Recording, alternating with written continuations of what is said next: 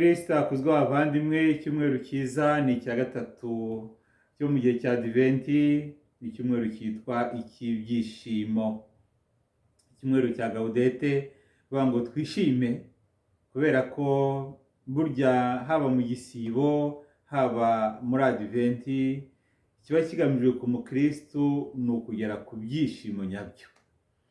Amasomo dufite uno munsi ni ukutubwira ngo wowe nk'umukristo ibyishimo byawe bishingira ku ki? Ibyishimo byawe bishingira ku ki? Ibyishimo byawe bifatira he?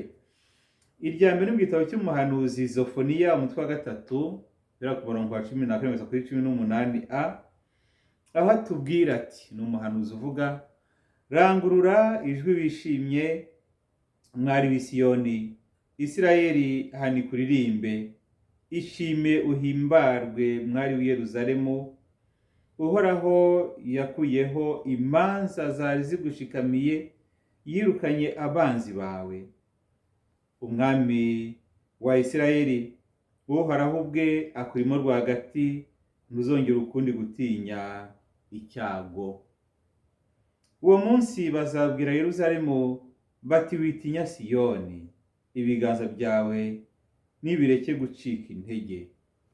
Uhoraho Imana yawe akurimo rwagati, niwe ntwari ikiza, azishima cyane ku mpamvu yawe, mu rukundo rwe azakuvugurura, azabyina kandi azarangura ijwi kubera wowe, mbese nko mu byishimo by'iminsi mikuru. Mwari wa Siyoni ugomba kwishima agataka akanezerwa, ngo kubera ko Imana ubwayo imurimo rwagati. Murabizi ko iri somo bajya barishyira kuri Bikira Mariya nk'umwari wa Siyoni, kandi koko nyine ufite Imana, kuko yabaye nyina w'Imana, agatwara Yezu igihe cy'amezi 9 mu nda ye, akamwigisha kurya, akamwigisha kunywa, akamwigisha kwisukura, akamutoza utuntu twose. Umwana w'Imana ari muri we rwagati. Ariko iyi Siyoni ishushanya umuryango wa Isirayeli, ishushanya Siyoni ishushanya Kiliziya, aho Nyagasani atubwira nyine ko ibyishimo byacu ari uko ari hagati muri twe, akaba azanywe no kuduha guhimbarwa. Hari ikintu gishimishije kiri muri iri somo, ahari ni Sefaniya wenyine ubivuga, avuga ngo Imana yacu irabyina igatakarwa. Imana tugomba kubyishima kubera ko nako dufite Imana y'ibyishimo, ya yindi igomba gutakarwa. Birashimisha kumva ko Imana yacu igira ibyishimo. Iyo witegereje amashusho matagatifu, yaba Yezu yaba Bikira Mariya, hose wagira ngo bose bakanze umuseriye, bagira ngo ntabwo Imana iseka, ntabwo Imana yishima, ntabwo Yezu yahoraga buri gihe cyose ari seri. Muzaye no mu mafilime yose batwereka, nta ntamwe ushobora kubona Yezu ari guseka se. Yezu ni seriye gusa, nta na rimwe yishima. Nyamara Sefaniya yaratubwira ati, Imana yanyu ahubwo iyo mwitwaye neza niratakarwa ikabyina. Mbega inkuru nziza, kumva ko dufite Imana ishobora kwishimira ko tuzi ko turi abana bayo, ko tuzi ko tuyikunze kandi ko turi kumwe nayo. Ibyo byishimo rero ntabwo bikurwaho no kuba uri mu mibabaro cyangwa se uri mu bibazo. Isomo rya kabiri Paulo Mutagatifu mu yandikiye Abanyafilipi umutwe wa 4 kugeza kuri 7, ndabibutsa ko ibaruwa yandikiye Abanyafilipi Paulo Mutagatifu yanditse ari mu buroko, ari imfungwa kandi kiriya gihe kuba imfungwa ntabwo byari imikino, n'uyu munsi ntabwo ari imikino. Gufungwa nyine ni ugufungwa. Paulo Mutagatifu rero ari muri ubwo buroko aratubwira ngo, bavandimwe muhore mwishima muri Nyagasani. Mbisubiyemo, ni mwishime. Ubugwaneza bwanyu nibumenyekane ku bantu bose, Nyagasani ari hafi. Ntimugire ikibahagarika umutima, ahubwo nibumenyesha Imana icyo mukeneye cyose, muyisenga, muyisingiza, munayishimira, maze amahoro y'Imana arenze icyitwa ubwenge cyose ahore mu mitima yanyu no mu bitekerezo byanyu muri Kristo Yezu. Kwishima ubutatuza, ntihagire ikintu na kimwe kikubuza kwishima. Yezu Kristo rero nibuza kutubwira mu by'ukuri aho ibyishimo tugomba kubikomora. Muri Evangelii ku mutwe wa 3 10 kugeza kuri 18, ni Yohani Batista n'ubundi wongera kutuganirira nk'uko yabituganiriye nyine ku cyumweru gishize. Ngo muri icyo gihe inteko y'abantu basanga Nyagasani, nako basanga Yohani kugira ngo abakize. Baramubaza bati, tubigenze duti? Nawe arabasubiza ati, ufite amakanzu abiri agabane n'utayifite, n'ufite icyo kurya nawe agenza atyo.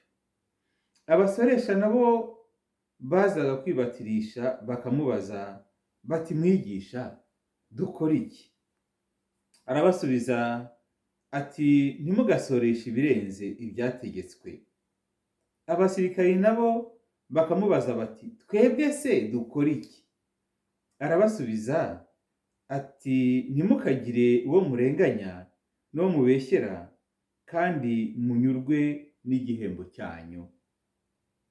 Yohani niho guterura, munyurwe n'igihembo cyanyu. Kuko rubanda rwari rutegereje, kandi bose bibaza mu mutima wabo niba Yohani ari we Kristo. Yohani niko guterura abwira bose ati, jyewe ndabatirisha amazi, ariko hari undi undusha ububasha, sinkwiye ndetse no gupfundura udushumi tw'inkweto ze. We azabatirisha muri Roho Mutagatifu n'umuriro. Afite urutaro mu ntoki kandi agiye gukubura imbuga ye. Hanyuma azahunika ingano mu kigega cye, naho imishishi ayitwikisha umuriro utazima. Uko Yohani yahuguraga rubanda mu nyigisho nyinshi, abagezaho inkuru nziza. Uko niko Yohani yahuguraga rubanda abagezaho inkuru nziza. Ibyishimo by'umukristo bikomoka he? Aya masomo aratubwira ko ahantu hambere bikomoka ari ugushobora kugira neza, kuba ushobora kugirira umuntu neza. Ahangaha baratubwira ngo tubigenze dute. Iyi vanjiri irashimisha cyane, kuko igishuko dukunda kugira mu buzima bwacu bwa buri munsi ni ukureba abandi no kubabwira icyo bagomba gukora. Ngo ibi ntibigenda kubera ko leta iri gukora nabi, ibi ntibigenda kubera ko abaganga bari gukora nabi, ibi ntibigenda kubera ko abaminisitiri ntacyo bakora, ibi ntibigenda kubera ko bari mu bigisha nabi, ibi ntibigenda kubera ko abahinzi batari guhinga neza, ibi ntibigenda kubera buri gihe ni abandi. Icyo gishuko kikaba no mu miryango yacu no mu rugo. Ibi ntibigenda kubera ko mu rugo rwacu umugabo wanjye ameze gutya, ibi ntibigenda kubera ko mu rugo rwacu umugore wanjye ameze gutya, ibi ntibigenda kubera ko abana bameze gutya na gutya.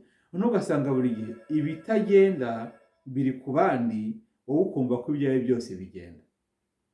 Igishimishije rero, Yohani Batista amaze kujya kuri Yorodani kubwira umuryango w'Imana ati, nyamara mugomba kwambuka, murasa nk'abasubiye mu bucakara, mwishubije mu bucakara bw'ibyaha n'ibibi. Noneho akabona nta kintu bashubije, nako ngo akabona ko bari kubatizwa. Amaze kubigisha no kubasobanurira, nubwo yari gukoresha amagambo akakaye, ariko bigaragara ko yari afite umutima mwiza wo gushaka kubahugura. Noneho ngo aritegereza, nabo bakamureba kubona ibyo akora, bakareba uko yambaye, bakareba uburyo abaho, nta kintu arya, byose yabihanaguyeho kugira ngo ashobore kwakira uwo mukiza ugiye kuza. Noneho nabo rero bati, twebwe koko se dukora iki?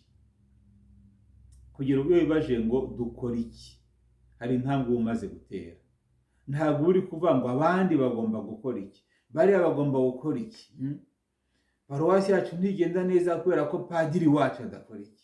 Abapadiri bakora ibintu niyo mpamvu abakristo bacitse muri kiliziya.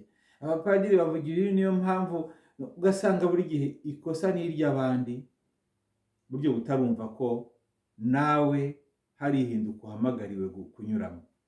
Ngo niyo mpamvu rero bo bamaze kumva rubanda, inteko y'abantu ni ikibazo rusange, barabaza basi, ese tubigenze duti? Igisubizo rero atanga ni rusange.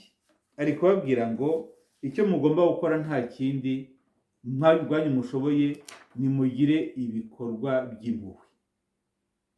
Turabizi ibikorwa by'impuhwe biri ukubiri, hari iby'impuhwe ku buryo bw'umubiri, hakaba n'iby'impuhwe ku buryo bwa roho. Bikaba ari ibikorwa birindwi by'impuhwe ku buryo bw'umubiri, birindwi by'impuhwe ku buryo bwa roho.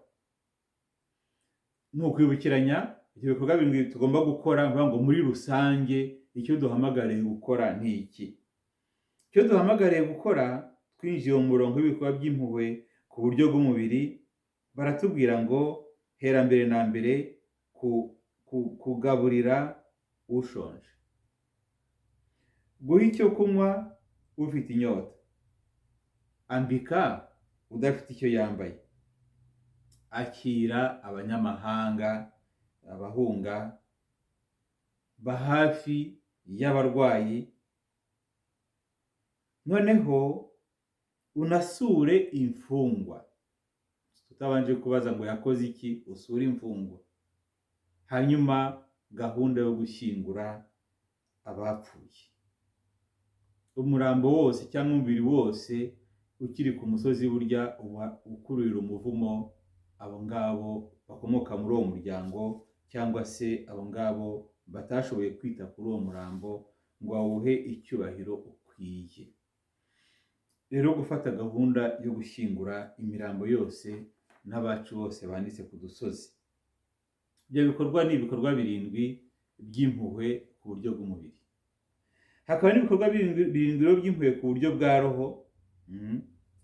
Icya mbere na mbere ngo ni ukugira inama abashidikanya, ushobora kubagira inama, kubigisha abashidikanya, guhugura injiji cyane cyane mu by'Imana, kugira inama abanyabyaha ukamuburira hakiri kare uti nyamara inzira urimo ntabwo arizo, nutihana n'akazi kawe,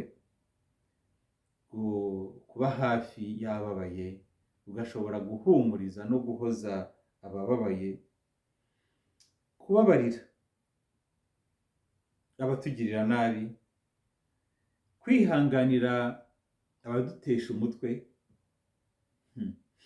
noneho rero no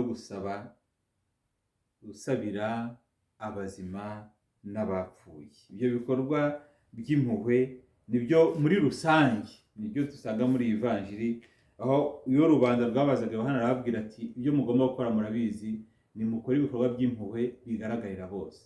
Noneho uko Paul Mutagatifu yabivuze, hari ibyishimo mu gutanga kurusha kwakira. Iyo uranzwe n'ibikorwa by'impuhwe ugenda ugirira abandi neza, nta gitera umunezero ko kubona hari umuntu ukuye mu gahinda ukabona arishimye. Nta gitera umunezero nko kubona uhaye umuntu wambaye ubusa ukabona arasetse, kubona umuntu udashobora gukaraba ukamwuhagira ukabona arakeye, kubona umuntu udakeye ukabona ukabona kaje imbere ukabona arasetse ukabona aranezerewe. Ibyishimo ntabwo ari ibya wa wundi uriye cyangwa wa wundi unyoye cyangwa wa wundi ubonye ahari atarafite ahacumbika. Ibyishimo ahubwo usanga ari wowe uvuga uti wawe, hari umuntu nibura umwe nateye ibyishimo, bigatuma rero nawe ubwawe unezero. Iyo ni intambwe ya mbere, uvuga ngo hari icyo ngomba gukora gihuye n'ibikorwa by'impuhwe kugira ngo nigiremo ibyishimo byo kumva ko nanjye burya hari umuntu ushobora gutera akanyamuneza.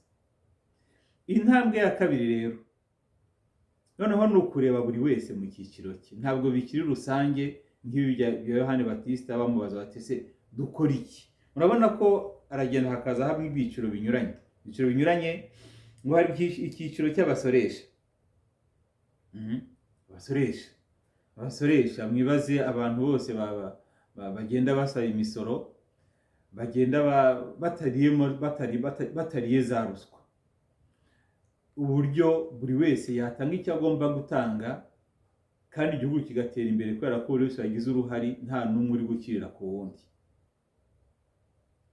Ubwo rero abasoresha bamwegera akababwira ati ntimugasoreshe ibirenze ibyategetswe, cyangwa se mukureho ibyaha. Mu kiriya gihe tuzi ko abasoresha bari ibicibwa mu muryango wa Isirayeli.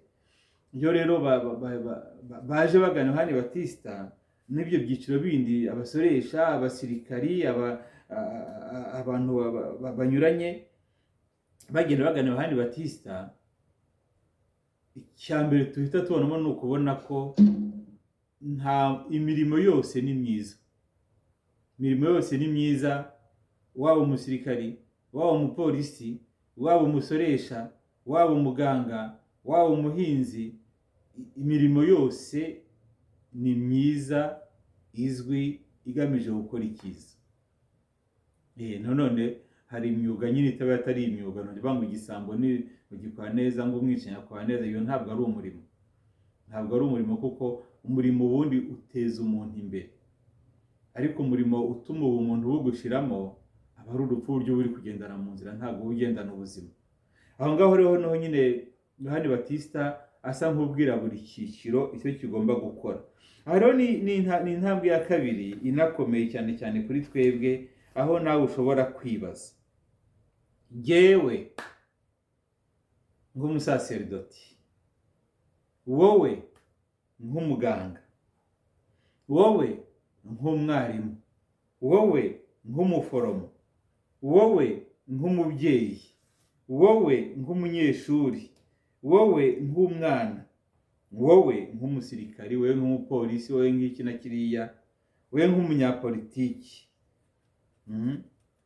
ni ibihe byaha ukora bikakubuza ibyishimo? Buri wese mu cyiciro cye agasubiza avuga ati, jye nkurikije icyiciro ndimo, ibintu bituma ntumva mfite ibyishimo bishyitse ni uko ntitangira abo ngomba kwitangira uko bigomba. N'urugero, ibintu bituma numva ntishimye mu byishimo bishyitse ni uko ibi bintu nicayemo n'iyi nzu ntuyemo ari ibintu by'ibisahurano. Ibintu bituma ntashaka kuba umukristo ku buryo bushyitse ni uko nateye imbere n'ibyo mfite amazu n'amagorofa n'ibiki, ariko n'ibyibano n'ibisahurano, kuko hari abo nabujije kubaho kugira ngo nshobore wenda kubona ibi ngibi. Igihe cyose iyo ngiye mu misa cyangwa ndi no mu rugo, cyangwa bavuga ibisambo, cyangwa bavuga bicanyi, cyangwa bavuga abagome, numva buri gihe cyose binjira umutima. Ikintu nishinja ni ubunebwe, aho kujya mu kazi ngo nite ku barwayi, nitangira umurimo wanjye mu iposita aho nicaye, ngo umurimo wanjye ngomba gukora muri banki, ahubwo nirirwa kuri za telefone, abantu bategereje bari aho ngaho. Hari ibiro binjiramo ukumva ugize isereri. Urasanga abantu bicaye aho ngaho, ku cyumweru cyakora bajya mu misa bakanahazwa bakamera neza, ariko bageze ku kazi bakerewe, amaze kuhagera serikota aragiye arabuze, cyangwa se ari kuri telefone, imbere ye hari umurongo w'abantu. Uyu muntu ari kumva ko umurimo ari gukora ari umurimo w'Imana? Niba wenda n'iyi si ubona ntawe uzagucira urubanza wenda kubera icyicaro urimo, cyangwa kubera agaciro wumva warihaye cyangwa uhabwa n'abagushyize aho ngaho, kuki utumva ko n'Imana ubwayo izagucira urubanza? Ubutabera bw'Imana buriho. Aha rero ni icyiciro cya kabiri gikomeye cyane, kuvuga ngo noneho jyewe mu cyiciro cyanjye ni iki ngomba gucikaho kugira ngo iyi ngoma y'Imana igumye kwamamazwa, ariko no kugira ngo nanjye ubwanjye numve nifitemo amahoro, numve nifitemo ibyishimo. Byakunda kubwira abantu nti mu biriya bintu u Rwanda rwanyuzemo cyangwa se runyuramo, ufite amahoro mu mutima ku buryo busesuye ni uwumva ibiganza bye byera. Nta bintu by'abandi yasahuye, ntabyo yasagase, atuye mutwe ariko ni duke, nta muntu w'abandi yigeze agirira nabi, ku buryo ashobora kuvuga yisanzuye avuga ati, umutima wanjye ntuncira urubanza. Ariko abantu benshi kuvuga bisanzuye birananira, kubera ko nyine bari kuvuga ngo nyamara nanjye mfite ibi n'ibiki, ariko nta mahoro mfite mu mutima kubera ko nyirabyahageze, cyangwa se hageze umwumbura byaba birangiye. Aho rero niho Yohana atubwira ko ibyishimo bikomoka kuri icyo kintu cyo kuvuga ngo mu buzima bwanjye ni iki numva kimbuza kujya imbere y'abantu, ni iki numva gituma ndashobora kwamamaza ingoma y'Imana, uko bavuga ngo hari kuvuga se ko we ni iki. Aho ngaho rero ni ngombwa cyane, niho Yohana ashaka burya niyo mpamvu abantu batanga ubuhamya. Gutanga ubuhamya burya ni ukubohoka, kuko iyo ubutanze abantu bavuga ngo ni wa wundi disi wakoze ibyo, ariko noneho yarahindutse. ariko wa wundi uhisha ntatange n'ubuhamya abaho yumva adafite ibyishimo bishyitse, kubera ko hari ijambo bashobora kuvuga umutima ugatera cyangwa umutima ukaba ndetse wanahagarara. Icyo rero ni icyiciro cya kabiri gikomeye cyane, kumva ngo hari ibyo tugomba gukora bya rusange, ibyo ni byiza rwose, ariko hari n'ibyo ngomba gukora njyewe ubwanjye muri njye kugira ngo mpinduke umuntu ushobora koko kwakira ibyishimo bikomotse ku Mana. Intambwe ya gatatu ni dusanga Yohani Batista nyine atubwira, ubwo avuga uwo muntu uri inyuma ye cyangwa se uri rwagati muri twe, uwatujemo, wamaze kutugeramo, ngo ufite ububasha budasanzwe. Aravuga ati ibi byose wabikora, nibyo koko. Ushobora gufasha abandi ibikorwa by'impuhwe, ushobora gukoresha imbaraga zawe ngo urebe ko wenda hari ibintu bihinduka muri wowe, ariko ni wahandi ibyishimo ntibigereho, cyangwa akantu gato kakoma bya byishimo ukongera ukabibura.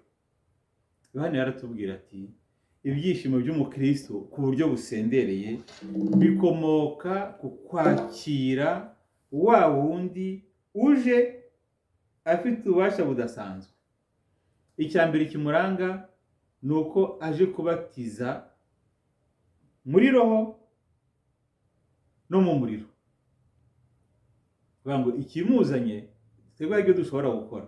Yohani hari ibyo yashoboye gutuma umuryango w'Imana ukora mu kwambuka Yorodani bakajya hakurya, ariko niho hahandi umuntu agumya kumva ko bya byishimo byo bitari byasendera.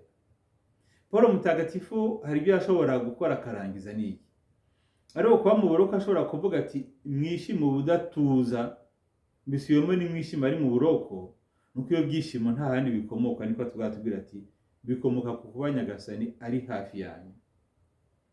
Rero ibyishimo by'umukristo bisendera iyo ashoboye kwakira Nyagasani nk'umukiza we, kuko aza roho w'Imana asakora iki nyine. Roho w'Imana adukuramo ubushanguke bwose. Umunsi wa Pentekosti adukuramo ubwoba, adukuramo ubushanguke, adukuramo intege nke, adukuramo ubwoba, noneho akatugira abantu bashobora kwamamaza, akaduha imbaraga zimukomoka. Niyo mpamvu Nyagasani Yezu aratubwira, akubwira we mukristo, akambwira ngiye mukristo ngo akira Roho Mutagatifu akuvugurure, atuma umutima wawe witegura kwakira na Nyagasani uje tugana. Ngo roho rero duhabwa tubiturutse kuri Nyagasani Yezu Kristo niwe utuma tunabatizwa no mu muriro. Umuriro se hano umaze iki? Arabisobanura akoresheje urutaro. Umuriro uje gutwika muri jyewe, muri wowe, ibyo byose bitari byiza bikubuza kwakira Yezu, bikubuza kwishima. Ahangaha nta gutekereza vuba na vuba umuriro utazima, ya tekereza wa muriro wa Roho Mutagatifu, wa muriro w'urukundo rukomeye cyane. Ibyo twumvise mu isomo rya mbere, aho uyu muhanuzi Sofoniya tubwira ngo mu rukundo rwe azakuvugurura. Mbega amagambo meza. Mu rukundo rw'Imana yacu nibwo azakuvugurura. Ntabwo uzivuguraho ko ntabwo wabishobora wenyine, ariko mu rukundo rw'Imana yacu, Imana ubwawe niza kukuvugurura. Ngo wa muriro rero, umuriro w'urukundo rw'Imana rutuma udashobora gusinzira mu gihe kibabaye gihangayitse, ariko noneho rugatuma yishima igahimbarwa igihe wowe ubwawe wemeye kwakira Nyagasani nk'umukiza akaba n'Imana yawe. Ikimuzanye rero ntabwo ari ukurimbura. Ikimuzanye ni ugutsemba muri twe ikibi cyose. Ibyo byose byakunaniye, izo ngeso zakunaniye, ibyo byaha byakunaniye, iyo kamere yawe yakunaniye, iyo karandi yawe ihora igaruka buri gihe, Nyagasani aje kuyitwikisha urukundo rwe kugira ngo iyoborwe na Roho Mutagatifu, noneho ayungurure rero. Rwa rutaro nicyo ruje gukora.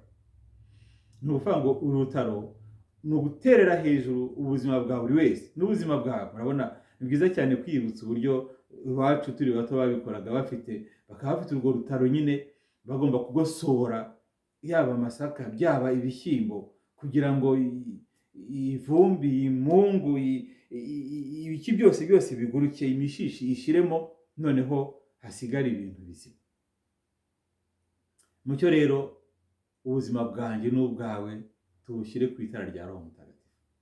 ntitumubere ikinani, oya, ahubwo tureke uwo muyaga uhuhe, imishishi yose itumuke, uwo muriro we ubitwike, noneho hasigare ibyiza muri twebwe bishobora guhunikwa. Aho niho ibyishimo byawe bizasendera. Ibyishimo byawe bizasendera nuramuka wakira Nyagasani Yezu Kristo, noneho ukamureka akabe nawe gukoresha. Reka ni nacyo nyine mu by'ukuri Noheli bivuga. Imana ije kwigira ubusabusa kugira ngo itadutera ubwoba, ahubwo noneho itugorore, idukosore, ituzamure, bidatewe n'imbaraga zacu, ahubwo bitewe n'uko umuyaga wa Roho wayo, umuriro wa Roho Mutagatifu uje gutwika muri twebwe ibidasobanutse. Ngo mu magambo nk'ayo ngayo, ngo niyo Yohani Batiste yakoreshaga agamije kugeza ku bantu inkuru nziza. Ibi ni byiza cyane, niyo mpamvu nabonye ko atari umuriro utazima.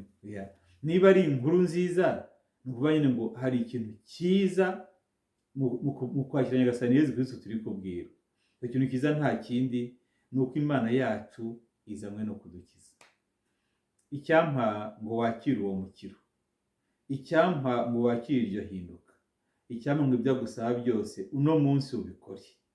Byaba ibyo ushobora gukorera abandi by'impuhwe, byaba ibyo ushobora kwikoraho muri wowe ukishunguramo ibyo ubona bituma utagira ibyishimo bishyitse kubera ko hari wenda ibintu uteretsemo bitari bizima, ariko by'umwihariko haba no kwakira Nyagasani mu buzima bwawe, kugira ngo niyo byakunaniye wenda kubyibohoraho nabyo bivemo, noneho Nyagasani akumurikire.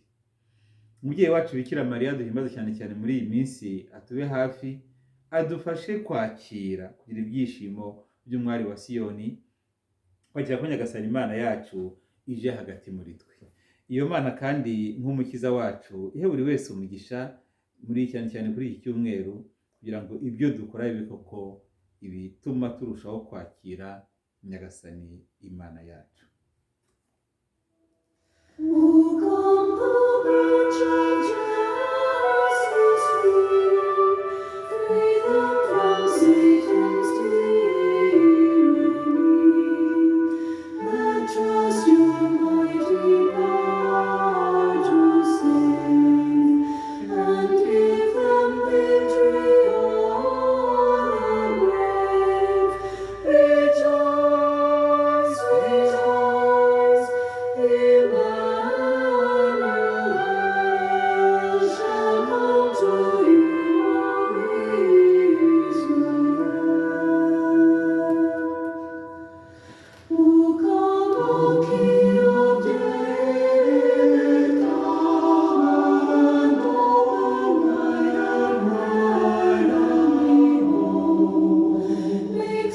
Nice.